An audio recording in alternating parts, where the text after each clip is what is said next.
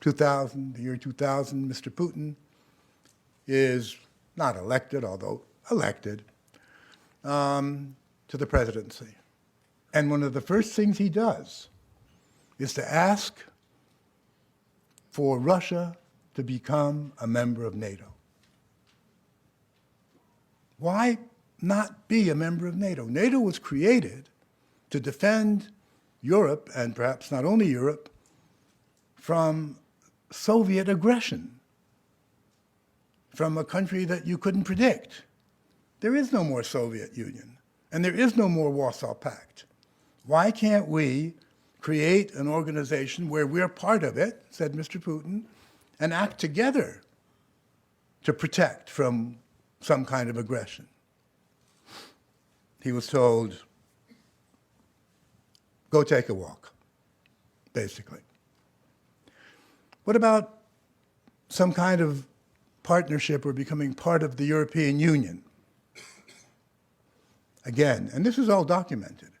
Everything I say, except when I say my opinion, is documented. You can look it up. And he said, no, you know, you're too big. Your country's too big. You can't.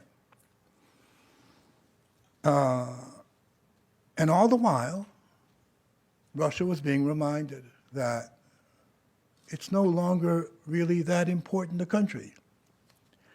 Now, one of the things you must keep in mind is that much like the Americans, the Russians believe that they have a mission, that their country was selected by destiny.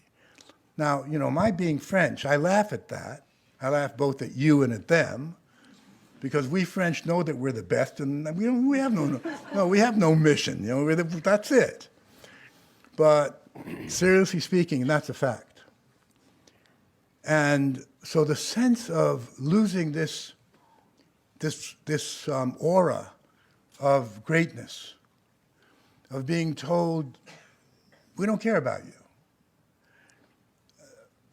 The reaction of the average Russian to that was one of, you're insulting me. You don't respect me. And so the anger, gradually, and the anger focused on Gorbachev. Many, many Russians figured, you sold the country. You don't stand up to these men, to the United States. And then the same thing for Yeltsin. You'd be surprised how unpopular Gorbachev and Yeltsin are today in Russia. Maybe 5% support them, precisely for that reason. Well, there are some others as well that have to do with economic things, but nonetheless. So now here we have Putin, who, as you know, as soon as 9/11 happens, calls up Bush Jr., W., and offers his help. And yes, and does help in Afghanistan. And if you want to have your soldiers, your military people in Central Asia, right on our borders, be my guest. And in Georgia, absolutely. So it's not just words. You know, we want to fight terrorism together. And gets nothing in exchange. So finally, in 2007, in Munich, speaking to the group of 20 in Munich, Putin says this. This is February 10th. I think it is obvious that NATO expansion does not have any relation with the modernization of the alliance itself or with ensuring security in Europe. On the contrary, it represents a serious provocation that reduces the level of mutual trust. And we have the right to ask, against whom is this expansion intended? And what happened to the assurance of our Western partners made after the dissolution of the Warsaw Pact? Where are those declarations today? No one even remembers them. But I will allow myself to remind this audience what was said.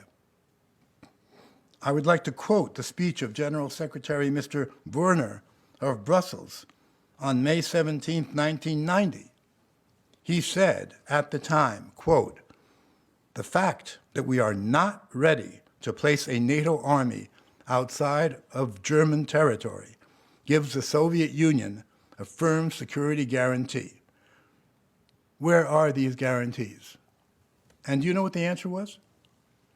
The answer was, yes, but that was guarantees given to the Soviet Union, and you're Russia. Well, what kind of a reaction would you expect? Last year, I think it was, making a foreign policy speech, Putin said, "Our mistake was that we trusted you too much. And your mistake was that you tried to take advantage of that." That is the situation today. Now, it may seem to you that I'm blaming the United States. I don't want the word blame used. It was a mistaken political decision.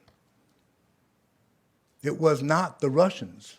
It was this decision that finally led to this change in Putin's attitude towards the West, and in particular towards the United States, which is why I say how U.S. policy created Putin the way he is today. And the really, if you will, dangerous thing is that Russian leadership, or I should be more precise and say Vladimir Putin, does not trust the West, does not trust the United States, which makes it very difficult. The year